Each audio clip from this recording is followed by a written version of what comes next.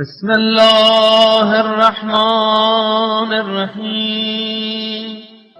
نام کتاب سلام بر ابراہیم، مصنف ابراہیم ہادی۔ انتساب: فقر نبیین خاتم المرسلین حضرت محمد مصطفیٰ صلی اللہ علیہ وآلہ وسلم کے نام۔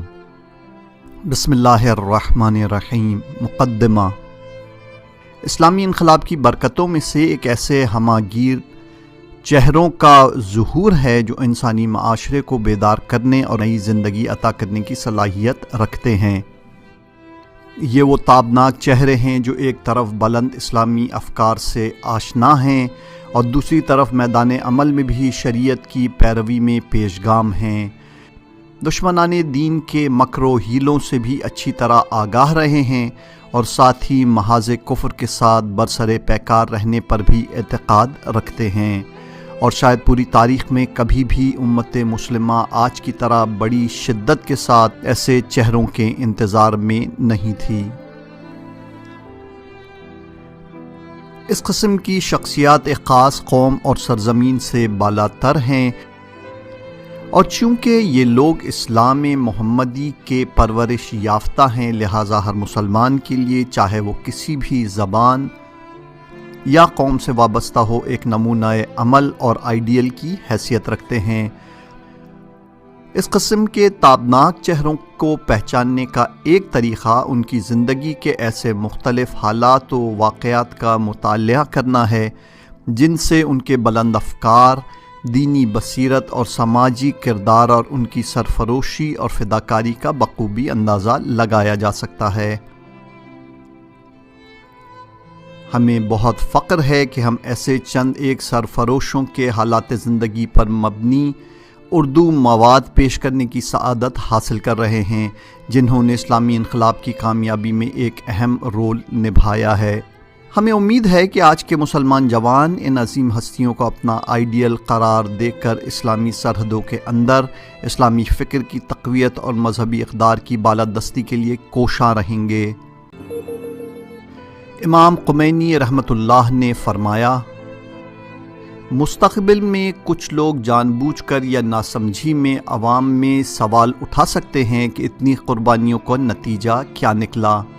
انہیں یقیناً عوالم غیب اور فلسفہ شہادت کا کوئی علم نہیں ہوگا، اور وہ یہ نہیں جانتے ہوں گے کہ جو شخص محض خوشنودی خدا کی خاطر محاذ جنگ پر جاتا ہے اور خلوص کی تشتری میں سر رکھے حاضر ہوتا ہے، گردش دوران نہ تو اس کی بقا اور جاودانی پر اثر انداز ہوتی ہے اور نہ ہی اس کے بلند مرتبے میں کسی طرح کی کوئی کمی آتی ہے۔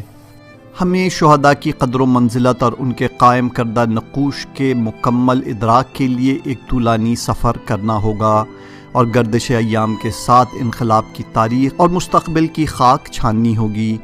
اس میں کوئی شک نہیں کہ خون شہداء انقلاب اور اسلام کا بیمہ حیات ہے۔ خون شہداء نے رہتی دنیا تک انسانوں کو استقامت اور پائیداری کا درس دیا ہے، اور خدا جانتا ہے کہ راہ شہادت کبھی مسدود ہونے والی نہیں ہے۔ مستقبل کی اقوام شہداء کے نقش قدم پر چلیں گی، ان کی پاک تربتیں قیامت تک درد مندوں اور عاشقان و عارفان الہی کی زیارت گاہ اور حریت و آزادی کے طلبگاروں کے لیے دار و شفا رہیں گی۔ ابراہیم ہادی ہی کیوں؟ 2007 کی گرمیوں کی بات ہے جب میں تہران کی امین الدولہ نامی مسجد میں مغربین کی نماز جماعت میں مشغول تھا۔ مجھ پر عجیب و غریب حالت طاری تھی۔ سب کے سب نماز گزار علماء اور مجتہد تھے۔ میں جماعت کی دوسری صف کے دائیں طرف ایک کونے میں کھڑا تھا۔ نماز مغرب ختم ہو جانے کے بعد میں نے اپنے اطراف پہ نظر ڈالی تو میری حیرت کی انتہا نہ رہی۔ مسجد چاروں طرف سے پانی میں گھری ہوئی تھی، ایسا لگ رہا تھا جیسے سمندر کے بیچوں بیچ ایک جزیرہ ہو۔ امام جماعت سفید عمامہ لگائے ایک معمر نورانی شخص تھا۔ وہ اپنی جگہ سے اٹھا اور لوگوں کی طرف رخ کر کے اپنی گفتگو شروع کی۔ میں نے اپنے بغل میں بیٹھے ہوئے ایک سن رسیدہ شخص سے پوچھا کیا آپ امام جماعت کو پہچانتے ہیں؟ انہوں نے جواب دیا، یہ آیت اللہ شیخ محمد حسین زاہد صاحب ہیں، جو آیت اللہ حق شناس صاحب اور آیت اللہ مجتہدی صاحب کے استاد ہیں۔ چونکہ میں نے پہلے ہی آیت اللہ شیخ حسین زاہد صاحب کی روحانی عظمت اور برجستہ شخصیت کے بارے میں کافی کچھ سنا تھا، لہٰذا ان تمام باتوں کو بڑے غور سے سننے لگا۔ عجیب و غریب خاموشی چھائی ہوئی تھی، سبھی لوگ ان کی طرف دیکھ رہے تھے۔ آپ نے اخلاق اور عرفان کے سلسلے میں کچھ مطالب بیان کرتے ہوئے فرمایا، دوستو اور عزیزو، لوگ ہمیں اخلاق و عرفان کی ہستیاں سمجھتے ہیں وغیرہ وغیرہ، لیکن عزیزو، عملی اخلاق اور عرفان کی ہستیاں در حقیقت یہ لوگ ہیں۔ یہ کہتے ہوئے انہوں نے ایک بڑی سی تصویر ہاتھ میں اٹھائی۔ میں اپنی جگہ پر گھٹنوں کے بل کھڑا ہوا تاکہ اچھی طرح اس فوٹو کو دیکھ سکوں۔ لمبی داڑھی والے ایک جوان کی تصویر تھی جو بھورے رنگ کی ایک قمیص پہنے ہوئے تھا۔ میں نے غور سے فوٹو کو دیکھنا شروع کی۔ جی ہاں، میں اسے اچھی طرح پہچانتا تھا۔ اس کا چہرہ میں نے کئی بار دیکھا ہوا تھا اور اس بارے میں مجھے ذرہ برابر شک نہیں تھا کہ یہ ابراہیم تھا، ابراہیم ہادی۔ اس کی باتیں میرے لیے کافی حیرت انگیز تھیں، کیونکہ یہ باتیں عرفان اور اخلاق کا برجستہ استاد شیخ زاہد حسین کر رہا تھا، جس کے سامنے بہت سارے علماء نے زانوئے ادب تہ کیا تھا۔ اس نے ابراہیم کا تعارف اخلاق عملی کے ایک استاد کے عنوان سے کرایا۔ میں نے آپ سے کہا، یہ شیخ حسین زاہد کون ہے؟ وہ تو کب کے رحلت کر چکے ہیں۔ حیرت زدہ ہو کر میں نیند سے جاگا تو 10 اگست 2007 کی رات کے 3 بج رہے تھے، جو حسن اتفاق سے 27 رجب المرجب یعنی عید بعثت پیغمبر اکرم کا دن تھا۔ یہ خواب وہ رویائے صادقہ تھا جس سے میرے پورے بدن پر لرزہ طاری ہوا۔ میں نے کاغذ اور قلم اٹھایا اور جو کچھ سنا اور دیکھا تھا اسے بڑی تیزی سے لکھ ڈالا۔ اب میری آنکھوں سے نیند اڑ چکی تھی۔ میں نے اپنے دل و دماغ میں ابراہیم ہادی کی ان یادوں کو دہرانا شروع کیا جو میں نے ان کے بارے میں سنی تھیں۔ یہ بات مجھے بہت اچھی طرح یاد ہے کہ فروری 1994 کے ماہ رمضان کی آخری شب میں مسجد الشہداء میں تھا، تو ہم سب قدیم فوجی ساتھی مل کر شہید ابراہیم ہادی کے گھر چلے گئے، جہاں شہید ابراہیم کی والدہ کے انتقال پر مجلس برپا تھی۔ مسجد کے پیچھے والے شہید موافق نامی گلی میں ان کا گھر واقع تھا۔ حسین اللہ کرم صاحب نے شہید ہادی کے بارے میں اپنی گفتگو شروع کی۔ ان کے واقعات بڑے عجیب تھے۔ اس وقت تک میں نے کسی سے بھی اس طرح کی باتیں نہیں سنی تھیں۔ اس رات خدا کا لطف و کرم میرے شامل حال ہوا، کیونکہ جنگ تو میں نے دیکھی ہی نہیں تھی۔ اس وقت تو میری عمر صرف 7 سال تھی، لیکن خدا نے مجھے اس جلسے میں حاضر ہونے کی توفیق دی تاکہ میں اس کے ایک مخلص بندے کو اچھی طرح پہچان سکوں۔ ان باتوں نے برسوں تک میرے ذہن کو مصروف رکھا۔ یقین نہیں آ رہا تھا کہ ایک جوان نے اس قدر مارکہ آرائی دکھائی ہو اور پھر بھی وہ اتنا گمنام ہو۔ سب سے بڑی عجیب بات یہ ہے کہ اس نے خود ہی خدا سے گمنام رہنے کی دعا کی تھی۔ برسوں گزرنے کے بعد بھی اس کا جنازہ نہیں مل پایا تھا اور نہ ہی کوئی بات اس کے حوالے سے بیان ہوئی تھی۔ میں اپنی ساری کلاسوں میں اور سارے بچوں کو اس کے بارے میں بتاتا رہتا تھا۔ ابھی اذان صبح تک کافی وقت بچا تھا۔ میری آنکھوں سے نیند اڑ چکی تھی اور میں یہ جاننے کی سخت کوشش کر رہا تھا کہ شیخ زاہد صاحب نے ابراہیم کو اخلاق عملی کا مثالی نمونہ کیوں قرار دیا۔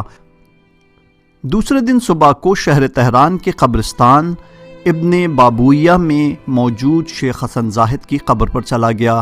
قبر پر لگے فریم میں فوٹو کو دیکھ کر اپنے خواب کے سچے ہونے پر پورا اطمینان حاصل ہو گیا۔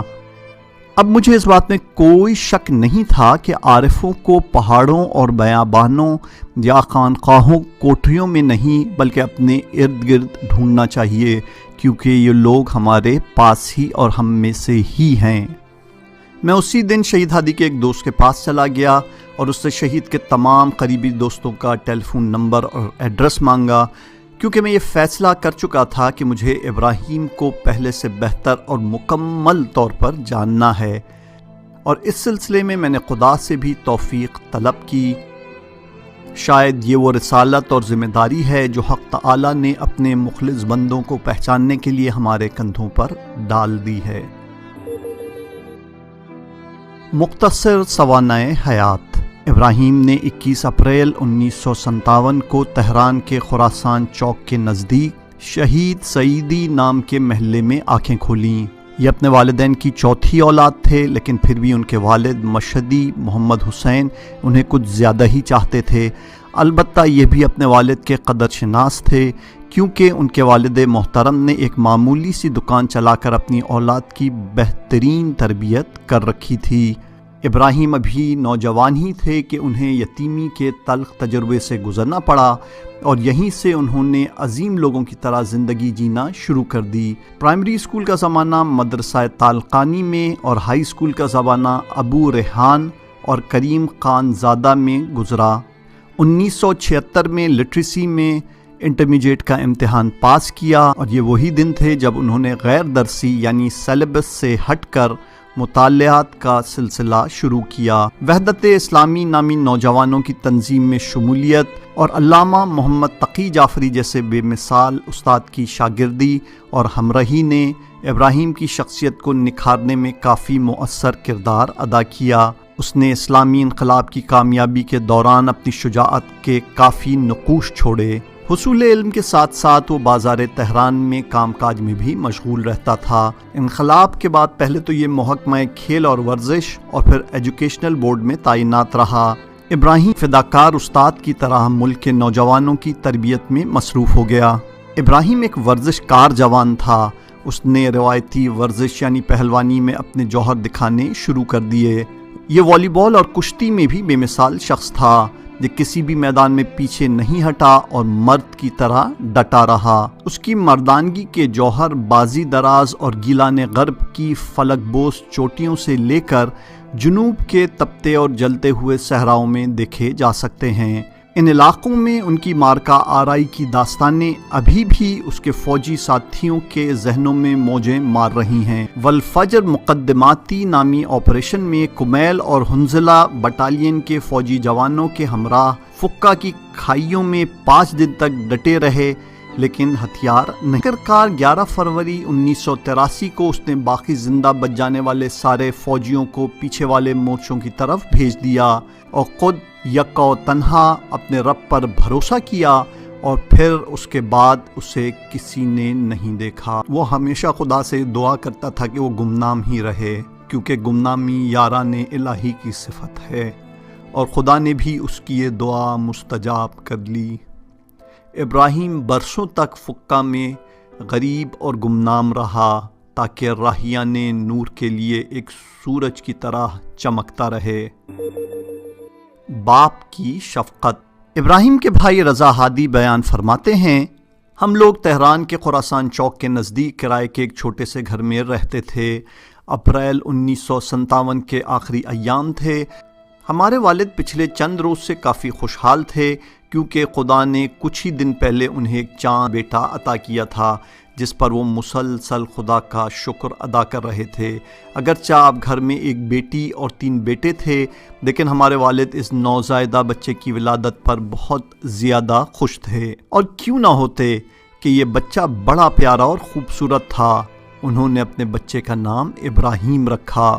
ہمارے والد محترم نے اس کے لیے ہمارے اس پیغمبر کے نام کا انتخاب کیا جو صبر و تحمل اور توحید و توکل کا سرچشمہ اور سورما تھا، اور یہ نام حقیقت میں اس کے قابل تھا۔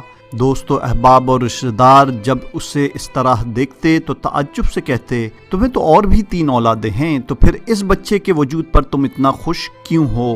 نہایت پرسکون انداز میں ہمارے والد محترم جواب دیتے، میرے اس بیٹے میں ایک عجیب کشش ہے۔ مجھے اس بات کا پورا یقین ہے کہ میرا ابراہیم خدا کا بہترین بندہ بن جائے گا، یہ میرا نام بھی روشن کر دے گا۔ وہ سچ کہہ رہے تھے۔ ابراہیم کے ساتھ ہمارے والد کی محبت ایک عجیب محبت تھی۔ اگرچہ اس کے بعد خدا نے ہمارے گھر کو ایک اور لڑکا اور لڑکی عطا کی، لیکن یہ بات ابراہیم کے ساتھ ہمارے والد محترم کی محبت پر کوئی اثر نہ ڈال سکی۔ ابراہیم پرائمری اسکول کی پڑھائی کے لیے زیبا روڈ پہ واقع مدرسہ طلقانی چلا گیا۔ وہ ایک اچھے اخلاق کا مالک تھا، پرائمری اسکول کے دوران بھی اس کی نماز نہیں چھوٹتی تھی۔ ایک دوست سے اس نے انہی دنوں کہا تھا، میرے والد بہت اچھے انسان ہیں، انہوں نے آج تک کئی مرتبہ امام زمانہ عجل اللہ تعالی فرجہ الشریف کو خواب میں دیکھا ہے، اور جب وہ کربلا جانے کی بہت زیادہ آرزو کر رہے تھے تو پھر حضرت عباس کو خواب میں دیکھا جو ان سے ملنے آئے تھے اور ان کے ساتھ باتیں کیں۔ 5ویں کلاس میں پڑھ رہے تھے تو اپنے دوستوں سے کہا کہ میرے والد کہتے ہیں کہ خمینی صاحب بہت اچھے انسان ہیں جنہیں شاہ ایران نے کئی سال سے جلا وطن کر رکھا ہے، یہاں تک کہ وہ کہتے ہیں ہم سب کو آقا کے دستورات پر عمل کرنا چاہیے کیونکہ ان کا حکم امام زمانہ کے حکم کے برابر ہے۔ دوستوں نے بھی اس سے کہا تھا کہ ابراہیم دوبارہ ایسی باتیں نہ کرنا ورنہ پرنسپل تمہیں اسکول سے نکال دیں گے۔ شاید ابراہیم کے دوستوں کے لیے باتیں عجیب و غریب تھیں، لیکن اسے اپنے باپ کی باتوں پر پورا یقین تھا۔ حلال کمائی۔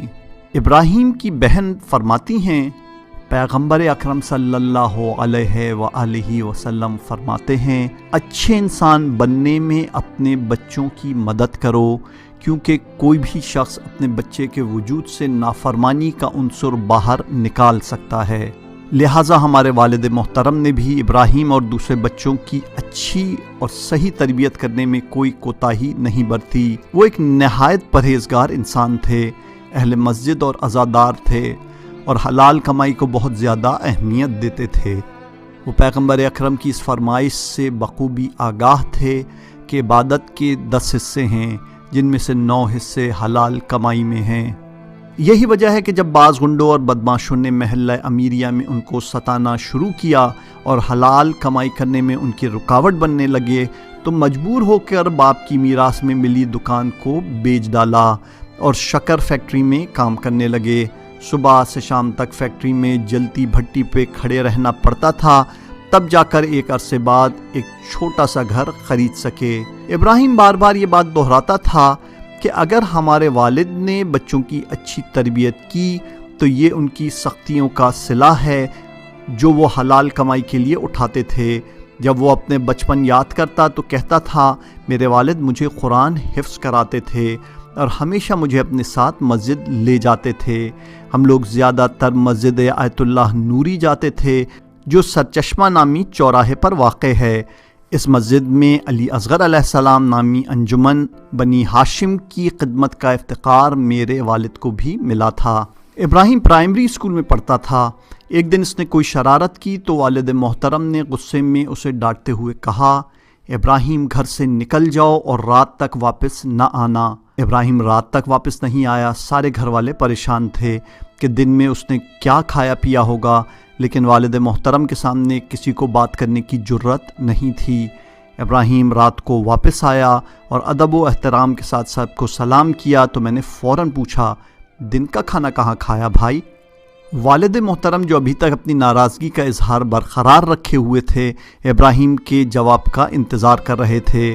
ابراہیم نے دھیمی آواز میں کہنا شروع کیا، میں اپنے کوچے میں ٹہل رہا تھا کہ دیکھا کہ ایک بوڑھی عورت نے کافی سارا سامان خریدا ہے لیکن وہ اسے اٹھا نہیں پا رہی ہے اور کافی پریشان نظر آ رہی ہے۔ میں اس کی مدد کو دوڑا، اس کا سامان اس کے گھر تک پہنچا دیا۔ اس بات پر اس نے میرا بڑا شکریہ ادا کیا اور شکریہ کے طور پر 5 ریال کا ایک سکہ مجھے تھما دیا۔ میں نے نہیں لینا چاہا لیکن اس نے بہت اصرار کیا، اور ادھر سے مجھے پورا یقین تھا کہ یہ حلال کا پیسہ ہے کیونکہ بہرحال میں نے اس کے لیے زحمت اور تکلیف اٹھائی تھی، لہٰذا دن میں نے اسی پیسے سے روٹی خرید لی اور کھا لی۔ بابا نے یہ داستان سنی تو رضائیت کی مسکراہٹ ہونٹوں پر نمودار ہوئی۔ بہت خوش تھے کہ بیٹے نے باپ کا دیا ہوا سبق اچھی طرح سیکھا ہے اور یہ حلال کمائی کو اہمیت دیتا ہے۔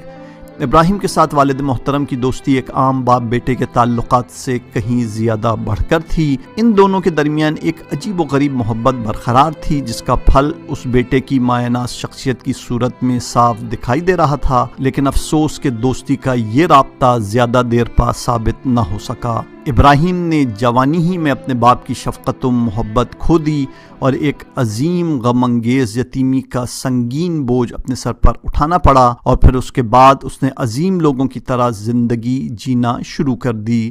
اس کے اکثر دوست اور رشتہ داروں نے اسے ورزش کی طرف جانے کا مشورہ دیا اور اس نے یہ بات بھی قبول کر لی۔